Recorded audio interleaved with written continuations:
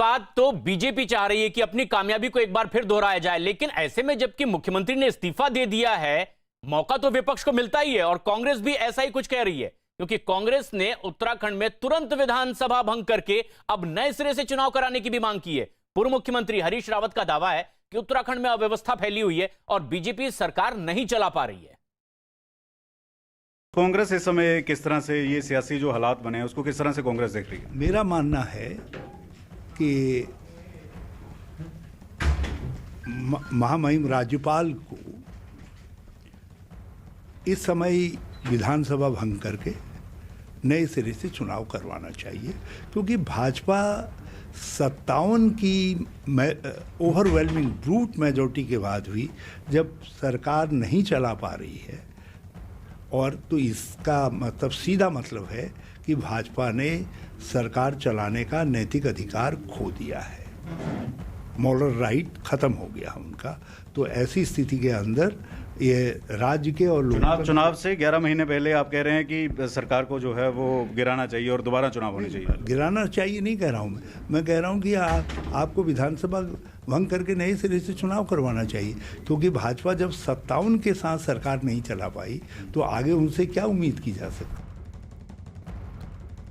हरीश रावत कल से लगातार हमलावर हैं बीजेपी पर और देहरादून में प्रियंका कांडपाल हमारी सहयोगी लगातार प्रतिक्रिया लेने की कोशिश कर रही है उन विधायकों से जो बैठक में जाने वाले हैं और नाम तय करने वाले हैं अपने मुख्यमंत्री का। लेकिन प्रियंका, जो सबसे अहम सवाल है, क्या कांग्रेस जो बात कह रही है इसकी कहीं तक दूर दूर तक कोई संभावना दिख रही है कि विधानसभा भंग कर दी जाए, फिर से चुनाव हो? परिस्थितियां क्या वाकई ऐसी कुछ नजर आती है? कांग्रेस क्यों ऐसा मान रही है? आप बात भी करें और इस पर बताएं। जी मैं आपको पहले तो तस्वीरें दिखा दूंगी। पुष्कर सिंह धामी, जिनका नाम डिप्टी सीएम के लिए चल रहा था, वो यहाँ से अभी अंदर गए हैं और उनसे हमने ये पूछा कि आपका नाम डिप्टी सीएम के लिए प्रमुख तौर पर आ रहा है, तो उनका कहना था कि ये सारे डिसीजन केंद्रीय नेतृत्व लेगा, विधायक दल का मंडल लेगा, उनको जो जिम्मेदारी दी जाएगी वो जिम्मेदारी को निभाएंगे। दूसरी बात रही कांग्रेस के आरोपी के बाद, जब कल हरीश रावत से हमने बात की और पूछा कि क्या कांग्रेस इसको आगे ले जा पाएगी, तो उनका कहना था कि उनके पास मात्र 11 विधायक हैं, ऐसे में बहुत कुछ वो नहीं कर सकते, लेकिन यहाँ पर जो सड़क पर लड़ाई को वो लेकर जाएंगे। और लगातार धन सिंह रावत, देखिए यहाँ पर तस्वीरों में आपको दिखा रहे हैं, धन सिंह रावत जो प्रबल नाम माने जा रहे हैं, वो फिलहाल आपको यहाँ पर नजर आ रहे हैं। गाड़ी से वो उनको अंदर जाने की कोशिश वो फिलहाल कर रहे हैं और सवालों से बचने की कोशिश भी यहाँ पर साफ तौर पर दिख रही है।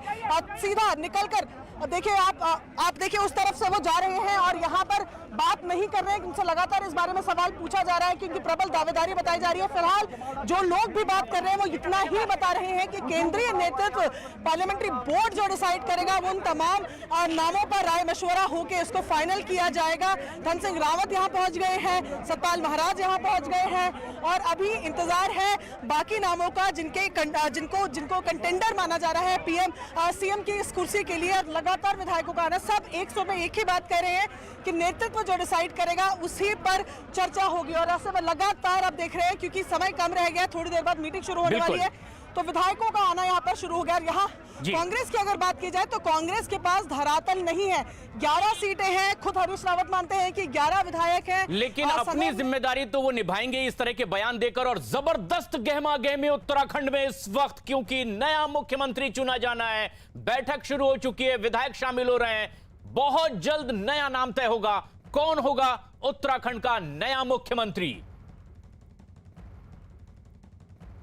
लेकिन ये गहमा गहमी सियासत